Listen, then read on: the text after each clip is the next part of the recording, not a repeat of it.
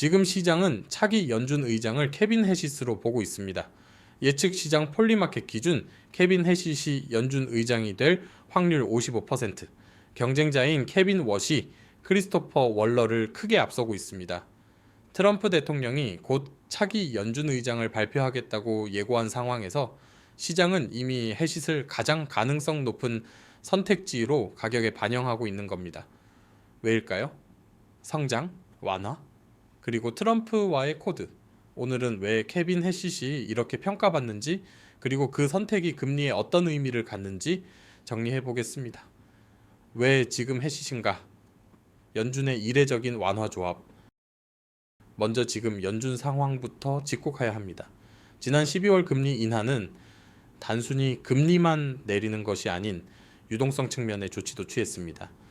연준은 올해 마지막이자 세 번째 금리 인하와 함께 동시에 국채 매입 재개 가능성, 즉 양적 긴축 종료 논의를 붙였습니다. 과거를 보면 2008년 금융위기 때는 금리를 거의 0%까지 다 내리고 나서야 양적 완화를 시작했고 2019년에도 금리 인하 후 최소 3개월의 시차가 있었습니다.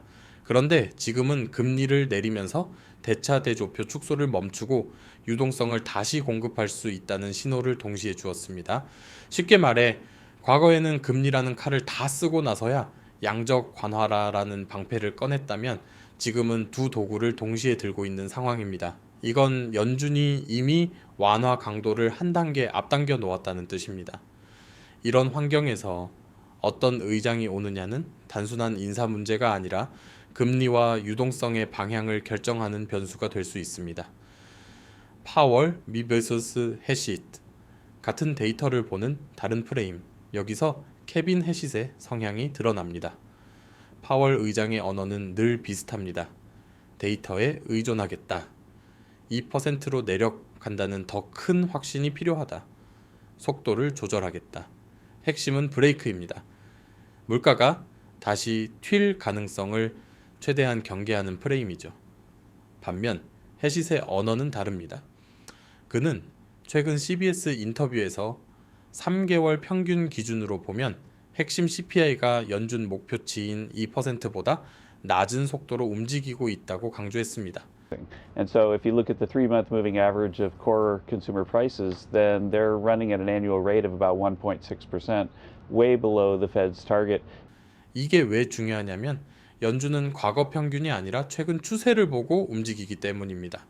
해시스는 지금 인플레이션의 방향은 이미 목표 아래로 향하고 있고 따라서 금리를 내릴 여력이 충분하다고 말합니다. 같은 데이터를 보는데 파월은 확신이 더 필요하다고 말하고 해시스는 내릴 공간이 충분하다고 말하는 겁니다. 이 차이가 큽니다. 파월이 수비수라면 해시스는 명확한 공격수입니다. 코로나19 큐빅 모델, 해시시라는 인물의 본질, 해시스를 이해하려면 코로나19 시기를 빼놓을 수 없습니다. 그는 당시 사망자 추이를 단순한 3차 함수, 이른바 큐빅 모델로 예측했다가 크게 비판받았습니다. 바이러스 확산 메커니즘을 반영하지 않았고 결과적으로 현실과 크게 어긋났기 때문입니다. 이 사건은 해시스의 신뢰도를 깎아먹었지만 동시에 그의 우선순위를 드러냅니다. 그는 보건보다 경제 충격을 더 크게 받고 봉쇄로 인한 GDP 출 고용 훼손을 무엇보다 경계했습니다. 즉 해시스는 일관되게 경제를 먼저 살리는 선택을 해온 인물입니다. 이 성향은 지금도 변하지 않았습니다. 금리 인하 긴 관세의 환급 발언, 완화적 사고의 연장선. 최근 해시스는 CBS와 블룸버그 인터뷰에서 관세 수익을 활용한 $2,000 환급 가능성을 다시 언급했습니다. 중요한 건 금액이 아닙니다. 그는 지금 경제 여건이 충분히 완화적 정책을 감당할 수 있다고 보고 있다는 점입니다. 또 관세가 위헌 판결로 환급될 가능성에 대해 행정적으로 매우 어렵기 때문에 대법원이 그렇게 판단하지 않을 것이라고 말했습니다. 여기서도 해시스의 시각이 드러납니다. 정책은 시장 혼란을 최소화하는 방향으로 가야 한다는 접근입니다. 금리든 재정이든 그는 시장 충격을 줄이는 완화를 기본값으로 둡니다. 연준, 독립성 리스크. 그래서 시장이 불안해하는 지점. 물론 리스크는 분명합니다. 가장 큰 우려는 연준 독립성입니다. 역사적으로 정치가 연준을 압박했을 때 어떤 일이 벌어졌는지 우리는 닉슨과 번스 시절을 통해 이미 봤습니다.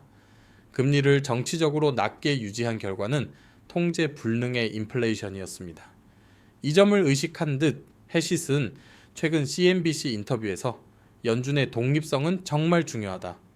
금리는 데이터와 합의로 결정돼야 한다고 강조했습니다. 트럼프와 가깝다는 이유만으로 자격을 의심해선 안 된다고도 말했죠. 하지만 시장은 말보다 구조를 봅니다. 해시시 의장이 되면 연준이 정치적 압력으로부터 얼마나 독립적으로 움직일 수 있을지는 여전히 변수입니다. 결론, 정리해보면 케빈 해시스는 성장과 완화에 분명히 우호적인 인물입니다. 지금처럼 이미 연준이 금리 인하와 유동성 공급을 동시에 꺼내든 국면에서는 해시시라는 선택지가 금리 유동성 위험 자산의 방향을 한 축으로 더 밀 가능성이 있습니다.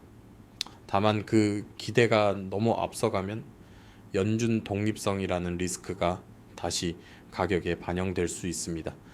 지금 시장이 베팅하는 건 해시시라는 사람이 아니라 그가 연준을 이끌 때 만들어질 정책의 방향입니다.